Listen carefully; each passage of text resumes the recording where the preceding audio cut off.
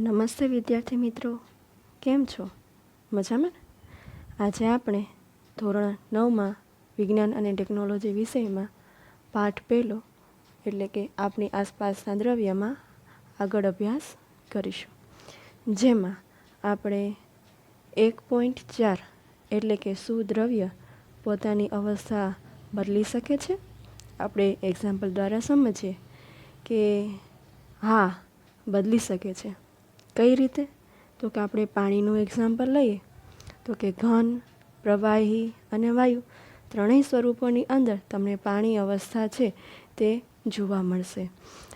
ઘન અવસ્થાની અંદર પાણી છે તે બરફ સ્વરૂપે જોવા મળે છે, પ્રવાહીની અંદર પાણી સ્વરૂપે, અને ત્યારબાદ વાયુની અંદર વાયુ અવસ્થામાં પાણીની બાષ્પ એટલે કે વરાળ સ્વરૂપે તમને જોવા મળશે. આમ પાણી એક એવું સ્વરૂપ છે કે જે તમને ત્રણ અવસ્થાની અંદર જોવા મળશે: ઘન, પ્રવાહી તેમજ વાયુ અવસ્થા. તો કે દ્રવ્યની અવસ્થા બદલાય તે દરમિયાન તેમાં શું ફેરફાર થાય છે? તો કે દ્રવ્યની અવસ્થા બદલાય છે ત્યારે તેની અંદર તેના ઘટક કણો હોય છે તેની અંદર રહેલા આકર્ષણ બળની અંદર ફેરફારો થાય છે. આપણે તેની આકર્ષણ બળો વિશે આગળ અભ્યાસ કર્યો હતો કે ઘન પદાર્થની અંદર આકર્ષણ તેના કણો વચ્ચે આકર્ષણ બળ છે સૌથી વધારે હોય છે. પ્રવાહીની અંદર આ પ્રકારના આકર્ષણ બળ છે તે ઓછા હોય છે, તેની અંદર અવકાશ રહેલો હોય છે. અને જ્યારે વાયુ અવસ્થાની અંદર આકર્ષણ બળ છે તે સૌથી ઓછું હોય છે, એટલે કે તેની કણો વચ્ચે અવકાશ સૌથી વધારે હોય છે. તો આ પ્રકારની અવસ્થા બદલવાથી દ્રવ્યના કણો ઉપર શો પ્રભાવ પડે છે? એટલે કે દ્રવ્યોની વચ્ચે રહેલા અવકાશની અંદર જુદા જુદા ફેરફારો જોવા મળે છે. તો આ અવસ્થાના આ ફેરફારો કેવી રીતે થાય છે? જેમ કે અવસ્થામાં આપણે આગળ અભ્યાસ કર્યો હતો કે જો તાપમાન વધારવામાં આવે તો આ પ્રકારની અવસ્થામાં ફેરફારો થતા હોય છે. તાપમાન વધારવામાં આવે અથવા તો તાપમાન ઘટાડવામાં આવે. આ ઉપરાંત આપણે CNG ગેસનું એક્ઝામ્પલ લીધું હતું કે જેની અંદર દબાણપૂર્વક જો કોઈ અવસ્થાને દબાણપૂર્વક ભરવામાં આવે તો તેની અવસ્થામાં ફેરફાર. દાખલા તરીકે વાયુ ઉપર દબાણ આપવામાં આવે છે તો તેનું પ્રવાહી અવસ્થામાં રૂપાંતરણ થશે, અને જો પ્રવાહી ઉપર દબાણ દેવામાં આવે તો તેનું ઘન અવસ્થામાં થશે. એટલે અવસ્થામાં આવા જુદા જુદા ફેરફારો થાય છે કે જે તાપમાન વધારવામાં આવે તો ઘનનું પ્રવાહીમાં, પ્રવાહીનું વાયુમાં રૂપાંતર થશે, અને વાયુ ઉપર દબાણ આપવામાં આવે અથવા તો ઠંડુ પાડવામાં આવે તો વાયુનું પ્રવાહીમાં અને પ્રવાહીનું ઘન અવસ્થામાં રૂપાંતરણ થશે. તો આપણને આ પ્રશ્નોના ઉત્તર મળી ગયા છે કે આ જુદી જુદી અવસ્થાની અંદર કેવા કેવા પ્રકારના ફેરફારો જોવા મળે છે. ત્યારબાદ હવે આપણે અહીં એક પ્રયોગ દ્વારા સમજૂતી મેળવીએ કે જે તમે તમારા ઘરે પણ કરી શકશો. તેના માટે તમારે 150 ગ્રામ બરફના ટુકડા લેવાના છે, અને ઘરે તમારે ગ્લાસ તો હશે તો ગ્લાસની અંદર બરફના ટુકડા નાખવાના છે, અને ત્યારબાદ તમારે નીચે મીણબત્તી અથવા તો બર્નર રાખવાનું છે, અને બર્નર રાખી અને તેની ઉપર બીકરની અંદર થર્મોમીટરની એવી રીતે ગોઠવણી કરવાની છે જે કે નીચે જે તાપમાન માપવા માટેનું જે પોઈન્ટ હોય છે તે બરફના ટુકડાને અડે. એટલે આવી રીતની ગોઠવણી કરી અને ત્યારબાદ તમારે ધીમે ધીમે તાપમાનની નોંધણી કરવાની છે. તો અહીં તમને શરૂઆતમાં જ્યારે તમે તાપમાનની નોંધણી કરો છો ત્યારે ધીમે ધીમે બરફનું જ્યારે પાણીની અંદર રૂપાંતરણ થાય છે ત્યારે તમને કેટલું તાપમાન જોવા મળશે? નોંધજો. કેટલું જોવા મળશે? 0 સેલ્સિયસ, એટલે કે 273 કેલ્વિન તાપમાન, કે 0 સેલ્સિયસને આપણે 273 કેલ્વિન તાપમાન કહીએ છીએ. જો તમારી પાસે સેલ્સિયસવાળું થર્મોમીટર હોય તો 0 સેલ્સિયસ થશે, અને જો કેલ્વિનવાળું તાપમાન હોય તો 273.16 કેલ્વિન, કે જેને આપણે અરાઉન્ડિંગ લઈએ તો 273 જેટલું તાપમાન છે આપણને જોવા મળશે. તેવી જ રીતે ત્યાર પછી જ્યારે આ બરફના ટુકડાનું પ્રવાહીની અંદર રૂપાંતરણ થાય છે અને હજી તમારે આ જ અવસ્થાની અંદર આ ગ્લાસને રાખી મૂકવાનો છે, અને ત્યારબાદ પ્રવાહીનું જ્યારે વરાળની અંદર રૂપાંતરણ થાય છે ત્યારે તેમાં કેટલું તાપમાન જોવા મળશે તે તમારે નોંધવાનું છે.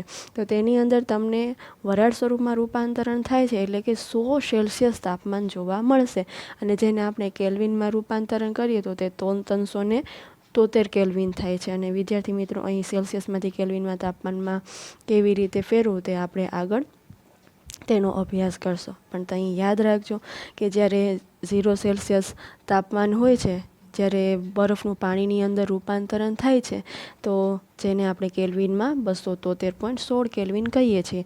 અને જ્યારે પાણીનું છે પ્રવાહીમાંથી વાયુ અવસ્થાની અંદર એટલે કે વરાળ અવસ્થામાં રૂપાંતરણ થાય છે, ત્યારે તેનું તાપમાન છે તે 100 સેલ્સિયસ એટલે ઉકળતા પાણીનું તાપમાન આપણે કેટલું કહી શકીએ? તો કે ઉકળતા પાણીનું તાપમાન છે તે 100 સેલ્સિયસ હોય છે. અને કેલ્વિનની અંદર કહીએ તો 373 કેલ્વિન હોય છે. આવી રીતે આપણે અહીં તાપમાનની નોંધણી કરી. તો હવે આપણે કેટલીક વ્યાખ્યાઓ વિશે તેનો અભ્યાસ કરીએ.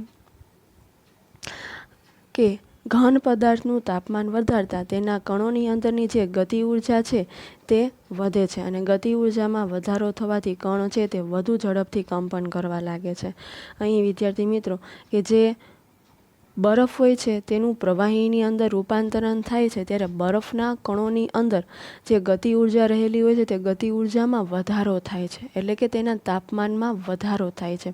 અને જેના કારણે તે બીકરની જે દિવાલ હોય છે તેની સાથે વધારે અથડામણ, તેના અણુઓ છે વધુ કંપન કરવા લાગશે, અને જેના કારણે તેનું પ્રવાહીની અંદર રૂપાંતરણ થાય છે. તેવી જ રીતે જે પ્રવાહી હોય છે, પ્રવાહીને જ્યારે વધારે પડતું તાપમાન આપવામાં આવે છે ત્યારે પ્રવાહીના જે અણુઓ હોય છે તેના દ્રવ્યના કણો હોય છે તે બીકરના દિવાલો સાથે વધુ દબાણપૂર્વક વધુ અથડામણ અનુભવશે, અને અંતે તેનું રૂપાંતરણ છે તે વાયુની અંદર થઈ જાય છે. આ જ રીતે જ્યારે ગરમી એટલે કે ઉષ્મા દ્વારા આપવામાં આવેલી ઉર્જા એ કણો વચ્ચેના આકર્ષણ બળને નબળું પાડે છે, અને જેથી કણ પોતાનું નિયત સ્થાન છોડી અને વધુ સ્વતંત્ર રીતે કરવા લાગે છે. એટલે જેમ જેમ તાપમાન વધારો કરવામાં આવે છે તેવી રીતે તેમની વચ્ચે રહેલું આકર્ષણ બળ તૂટતું જાય છે. ઘન પદાર્થો હોય છે એટલે કે બરફનું તેના કણોનું આકર્ષણ બળ તૂટતું જાય છે અને તે પ્રવાહીની અંદર રૂપાંતરણ પામે છે. જેમ જેમ તાપમાન વધારવામાં આવે છે વધે છે, તેવી જ રીતે આ જે પ્રવાહીની અંદર રહેલા કણો હોય છે તેની અંદર રહેલું આકર્ષણ બળ તૂટતું જાય છે અને તેનું વાયુ અવસ્થાની અંદર રૂપાંતરણ થતું જાય છે. આમ એક અવસ્થા એવી આવે છે કે જ્યારે ઘન પદાર્થ પીગળીને પ્રવાહી સ્વરૂપમાં રૂપાંતરણ પામી જાય છે, અને જે તાપમાન વાતાવરણીય દબાણ હેઠળ ઘન પદાર્થ પીગળીને પ્રવાહી સ્વરૂપમાં રૂપાંતરિત થાય છે તે તાપમાને ઘન પદાર્થનું ગલન બિંદુ કહે છે. અહીં વિદ્યાર્થી મિત્રો અંડરલાઈન કરી લેજો કે ગલન બિંદુ કોને કહેવામાં આવે છે. ગલન બિંદુ એટલે કે શું? કે જ્યારે ઘન પદાર્થ પીગળી અને પ્રવાહી સ્વરૂપમાં રૂપાંતરણ થાય છે તો તેને તેવા તાપમાને ઘન પદાર્થનું ગલન બિંદુ થાય છે, ગલન બિંદુ કહે છે.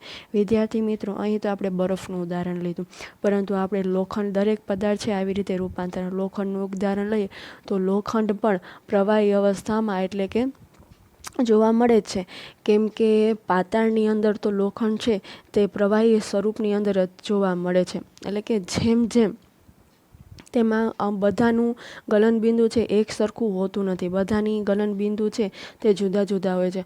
આમાં ઘન પદાર્થો અમુક એવા છે કે જેની અંદર કણોના આકર્ષણ બળ છે ખૂબ જ વધારે હોય છે, તો તેનું ગલનબિંદુ ઊંચું હોય છે. તેને વધારે પડતું ગરમ કરીએ ત્યારે તેનું પ્રવાહી અવસ્થાની અંદર રૂપાંતરણ થાય છે.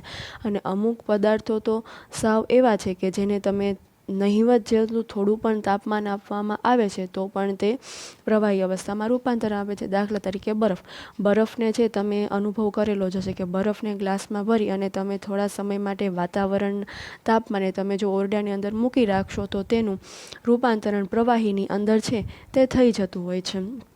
એટલા માટે કે દરેક પદાર્થનું ગલનબિંદુ છે તે જુદું જુદું હોય છે.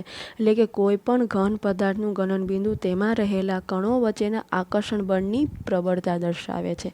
કે ઘણા ઘન પદાર્થોની અંદર રહેલું આકર્ષણ બળ વધારે હોય તો તેનું ગલનબિંદુ ઊંચું હોય છે, અને જેની વચ્ચે આકર્ષણ બળ ઓછું હોય છે ઘન પદાર્થોમાં તો તેનું ગલનબિંદુ છે તે નીચું હોય છે. આમ બરફ છે એનું ગલનબિંદુ 273.16 કેલ્વિન છે, જેને આપણે અરાઉન્ડિંગ લઈએ તો તે 273 થાય છે. અને જે પીગળવાની પ્રક્રિયા એટલે કે ઘનના પ્રવાહી સ્વરૂપમાં રૂપાંતરણની પ્રક્રિયાને આપણે ગલન કહીએ છીએ. કે જ્યાં પ્રક્રિયા થઈ કે ઘન અવસ્થામાંથી પ્રવાહી અવસ્થાની અંદર રૂપાંતરણ થવાની જે પ્રક્રિયા છે જેને આપણે ગલન કહીએ છીએ.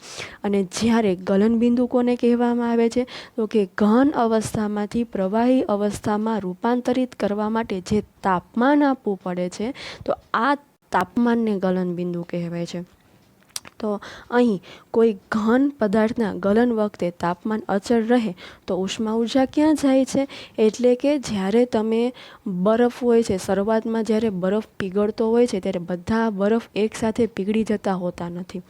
બરફ છે તેનું ધીરે ધીરે પ્રવાહીની અંદર રૂપાંતરણ થતું હોય છે, પાણીની અંદર ધીમે ધીમે રૂપાંતરણ થતું હોય છે. જ્યારે તમારે થોડોક ટાઈમ લાગે છે, થોડા સમય સુધી તમે બરફને તાપમાન આપશો ત્યાં સુધી, તો આ જે વધારાનું જે તમે ઉષ્મા ઉર્જા આપી, વધારાનું તાપમાન આપ્યું, તો એ ઉષ્મા ઉર્જા છે તે ક્યાં ગઈ હશે? તમે વિચારશો તો કે તે ઉષ્મા ઉર્જા છે તે બીકરના ઘટક કણોની અંદર છુપાઈ ગયેલી હશે. તો આ છુપાઈ ગયેલી ઉર્જા છે કે જેને આપણે ગુપ્ત ઉષ્મા કહીશું. એટલે કે ઘન પદાર્થ હોય છે કોઈ પણ, તેનું પ્રવાહીની અંદર રૂપાંતરણ કરતી વખતે જ્યારે જે વધારાની જે છુપાયેલી ઉષ્મા ઉર્જા છે કે જેને આપણે ગલનગુપ્ત ઉષ્મા ઉર્જા કહીશું. એટલે કે ગલનના પ્રયોગની પ્રક્રિયા જે આપણે ઉપર કર્યો તેનું અવલોકન કર્યું કે ગલન બિંદુ સુધી પહોંચ્યા બાદ જ્યાં સુધી સંપૂર્ણ બરફ પીગળી નથી જતો ત્યાં સુધી તાપમાન બદલાતું રહેતું નથી. એટલે કે જ્યાં સુધી બરફ છે તે પ્રવાહી અવસ્થામાં રૂપાંતર નથી ત્યાં સુધી તેનું તાપમાન 0 સેલ્સિયસ જ રહે છે. તમે ગમે એટલું તાપમાન આપશો છતાં પણ તેનું તાપમાન કેટલું રહેવાનું? તો કે 0 સેલ્સિયસ. તો બાકીની આ વધારાની ઉષ્મા છે તેનું તે ક્યાં ગઈ હશે? તો કે તે બીકરના સંઘટકો હશે તેની અંદર છુપાઈ ગયેલી હશે. એટલે કે બીકરને ગરમી આપવા છતાં તાપમાન હંમેશા કેવું રહેશે? અચળ જ રહેશે. એટલે કણો વચ્ચેના પારસ્પરિક આકર્ષણ બળની ઉપરવટ જઈને દ્રવ્યની અવસ્થાને બદલવા માટે ઉષ્માનો ઉપયોગ થાય છે. પરંતુ તાપમાનમાં કોઈ પણ ફેરફાર દર્શાવ્યા સિવાય જ બરફ આ ઉષ્મા ઉર્જાને શોષી લે છે. એવું માનવામાં આવે છે કે ઉષ્મા ઉર્જા છે તે બીકરમાં રહેલા સંઘટકોમાં છુપાયેલી હોય છે. અને આ છુપાયેલી જ ઉષ્મા ઉર્જા કે જેને આપણે ગલનગુપ્ત ઉષ્મા કહીએ છીએ. તો આપણે વિદ્યાર્થી મિત્રો વ્યાખ્યા લખીએ તો કે વ્યાખ્યા એવી આપણે સાદી ભાષામાં કહીએ કે ઘન પદાર્થને પ્રવાહી અવસ્થામાં જ્યાં સુધી રૂપાંતરણ થાય ત્યાં સુધી જે તાપમાન આપવામાં આવે છે, તો આ જે તાપમાન છે તે સંઘટકો એટલે કે બીકરના સમઘટકોની છુપાઈ ગયેલી હોય છે. પરંતુ આપણે તે રીતે વ્યાખ્યા લખી શકીએ નહીં. તો તેની વ્યાખ્યા આ પ્રમાણે છે તો કે પદાર્થના ગલનબિંદુ જેટલા તાપમાને એક વાતાવરણ દબાણે 1 કિલોગ્રામ ઘન પદાર્થને પ્રવાહી અવસ્થામાં રૂપાંતરિત કરવા માટે જે જરૂરી ઉષ્મા ઉર્જા આપવામાં આવે છે જેને ગલનગુપ્ત ઉષ્મા ઉર્જા કહેવામાં આવે છે. અહીં વિદ્યાર્થી મિત્રો અંડરલાઈન કરી લેજો કે ગલનગુપ્ત ઉષ્મા ઉર્જા કોને કહેવામાં આવે છે? તો કે એક વાતાવરણના દબાણે 1 કિલોગ્રામ ઘન પદાર્થને જે પ્રવાહી અવસ્થામાં રૂપાંતરણ કરવા માટે જે ઉષ્મા ઉર્જા હોય છે તેને ગલનગુપ્ત ઉષ્મા ઉર્જા કહેવામાં આવે છે. એટલે કે 0 સેલ્સિયસ તાપમાને પાણીના કણોની ઉર્જા તે જ તાપમાને બરફના કણોની ઉર્જા કરતાં વધુ હોય છે. હવે જ્યારે આપણે પાણી છે તેને વધારે ઉષ્મા ઉર્જા આપીએ છીએ ત્યારે તેના કણો છે તે વધારે ઝડપથી ગતિ કરતા હોય છે. એટલે કે નિશ્ચિત તાપમાન સુધી પહોંચીએ ત્યારે તેના કણોની જેટલી ઉર્જા આવી જાય છે જેથી જ તેમના પરસ્પર આકર્ષણ બળને તોડીને સ્વતંત્ર થઈ જાય છે. એટલે કે તેના અંદરોઅંદર અસ્તવ્યસ્ત ગતિ કરવા લાગે છે આ પ્રવાહીના કણો. અને જ્યારે વધારે અથડામણ અનુભવવા લાગે છે ત્યારે તેનું સ્વરૂપ છે તે વાયુ અવસ્થામાં રૂપાંતરણ થઈ જાય છે. તો તે ગલન બિંદુની જેમ જ ઉત્કલન બિંદુની વ્યાખ્યા કે જે વાતાવરણના દબાણે જ્યારે પ્રવાહીને વાયુ સ્વરૂપની અંદર રૂપાંતરણ કરવામાં આવે છે કે જેને ઉત્કલન બિંદુ કહેવામાં આવે છે. ફરીથી ગલન બિંદુ કોને કહેવાય? તો કે ઘન અવસ્થામાંથી પ્રવાહી અવસ્થામાં રૂપાંતરણ કરવામાં આવે તેને ગલન બિંદુ કહેવાય છે. જ્યારે પ્રવાહી અવસ્થામાંથી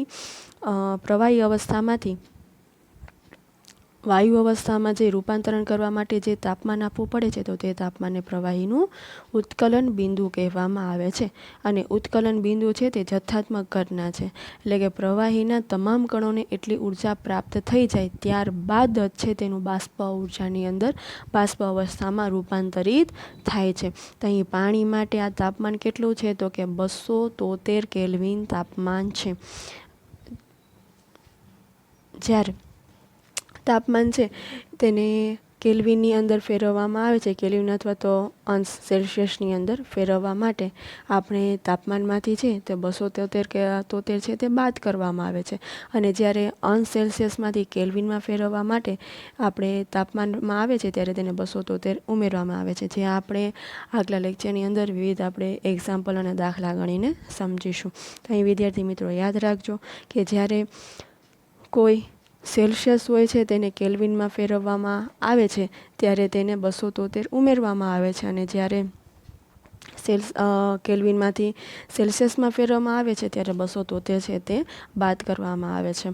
અને ત્યારબાદ કે અહીં 100 સેલ્સિયસની વાત કરી છે, તો કે 100 સેલ્સિયસમાંથી કેલ્વિનમાં ફેરવવા માટે આપણે જેમ કહ્યું કે 273 ઉમેરવા પડે છે, તો 273 + 100 એટલે કેટલા થશે? 373 કેલ્વિન થશે. એટલે આમ અહીંયા 100 સેલ્સિયસ તાપમાને પાણી છે તેનું વરાળની અંદર રૂપાંતરણ થાય છે, એટલે કે 373 કેલ્વિન તાપમાને તેનું કેલ્વિનની અંદર ફેરવીએ તો 373 કેલ્વિન તાપમાને અહીં પ્રવાહીનું વાયુ સ્વરૂપની અંદર રૂપાંતરણ થાય છે. તો અહીં પણ આ પાણી છે તેનું વાયુ સ્વરૂપની ઉપર રૂપાંતરણ થવા માટે જે વાયુ સ્વરૂપમાં રૂપાંતરણ થાય છે ત્યાં સુધી તેનું તાપમાન છે 100 સેલ્સિયસ જ રહેશે. તો બાકીની છે તે વધારાની જે આપણે તાપમાન આપ્યું તે ઉષ્મા ઉર્જાનું શું થયું હશે? તો અહીં પણ તે ઉષ્મા ઉર્જા છે તે બીકરના સંઘટકોની અંદર છે તે છુપાઈ ગઈ હશે. તો આ છુપાયેલી જે ઉષ્મા ઉર્જા છે કે જેને આપણે ગુપ્ત ઉષ્મા કહીએ છીએ. તો કેવી ગુપ્ત ઉષ્મા? એટલે કે બાષ્પીભવન ગુપ્ત ઉષ્મા પણ કહી શકો, અથવા તો ઉત્કલન ગુપ્ત ઉષ્મા પણ તમે અહીં કહી શકો છો. એટલે કે પ્રવાહીને માંથી વાયુ અવસ્થામાં જે રૂપાંતરણ થાય છે ત્યાં સુધી જે છુપાયેલી ઉષ્મા ઉર્જા છે કે જેને આપણે બાષ્પીભવન ગુપ્ત ઉષ્મા કહીએ છીએ.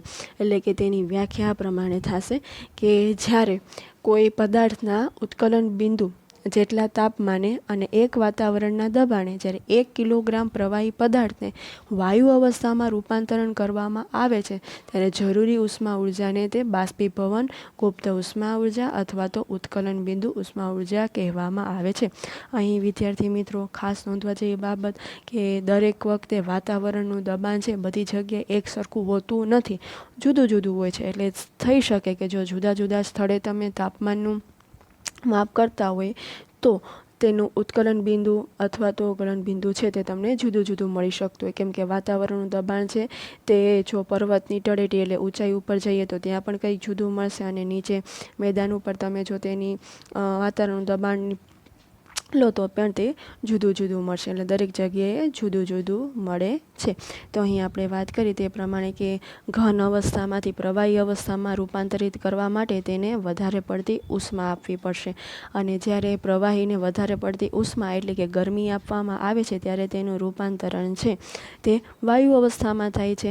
આવી જ રીતે તેનાથી ઉલટું એટલે કે વાયુ અવસ્થાને જ્યારે ઠંડુ પાડવામાં આવે છે અથવા તો દબાણ આપવામાં આવે છે ત્યારે તેનું પ્રવાહી અવસ્થામાં રૂપાંતરણ થશે, અને પ્રવાહી અવસ્થાનું જ્યારે તમે ઠંડુ પાડવામાં આવે અથવા તો દબાણ આપવામાં આવે ત્યારે તેનું ઘન અવસ્થાની અંદર રૂપાંતરણ થામશે. એટલે કહી શકાય કે તાપમાન બદલીને પદાર્થને એક અવસ્થામાંથી બીજી અવસ્થામાં રૂપાંતરણ કરી શકાય છે.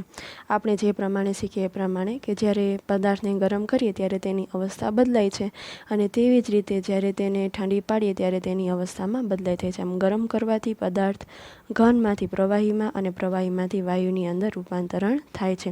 પરંતુ કેટલાક એવા પણ પદાર્થો છે કે જે પ્રવાહી અવસ્થામાં રૂપાંતર થયા સિવાય સીધા જ તેને ગરમી મળતા અને ઘન અવસ્થાની અંદર સીધા છે તે વાયુ અવસ્થામાં રૂપાંતરણ થઈ જાય છે.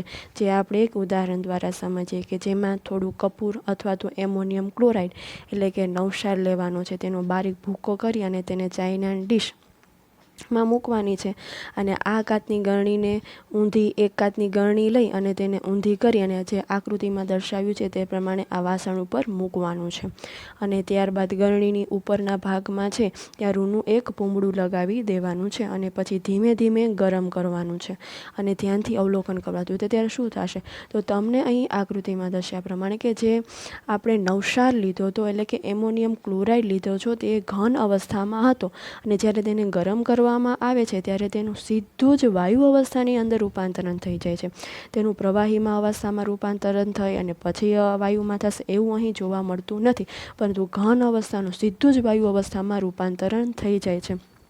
તો આ પ્રકારની જે પ્રક્રિયા છે કે જેનું સીધું ઘન અવસ્થામાંથી વાયુ અવસ્થામાં રૂપાંતરણ થઈ જાય છે, તો જેને આપણે ઉર્ધ્વપાતન કહીએ છીએ. તો વિદ્યાર્થી મિત્રો, અહીં તમે નોંધ કરી લેજો કે પ્રવાહી અવસ્થામાં રૂપાંતરિત થયા વિના ગરમ કરતાં ઘન અવસ્થામાંથી સીધું જ વાયુ અવસ્થામાં તેમજ ઠંડુ પાડતા ફરીથી તેનું ઘન અવસ્થામાં જો રૂપાંતરણ થઈ જાય તો આ પ્રકારની પ્રક્રિયાને આપણે ઉર્ધ્વપાતન કહીએ છીએ. આ જ પ્રકારનું એક્ઝામ્પલ લઈએ તો કે કપૂર. તમે કપૂરને છે જ્યારે તમે મૂકી રાખો છો કપૂરની ગોળીને, તો કપૂરની ગોળીમાં તમે ઘન અવસ્થામાં હોય છે, જ્યારે તમે તેને ખુલ્લી વાતાવરણના તાપમાને તમે રાખો છો તો તેનું સીધું જ વાયુની અંદર છે તે રૂપાંતરણ થઈ જતું હોય છે. તમે ઘરે પણ આ પ્રકારે કરી શકો છો. વિદ્યાર્થી મિત્રો, હવે અહીં આપણે દબાણના ફેરફારની અસર આવતા લેક્ચરની અંદર તેનો અભ્યાસ કરીશું. Thank you.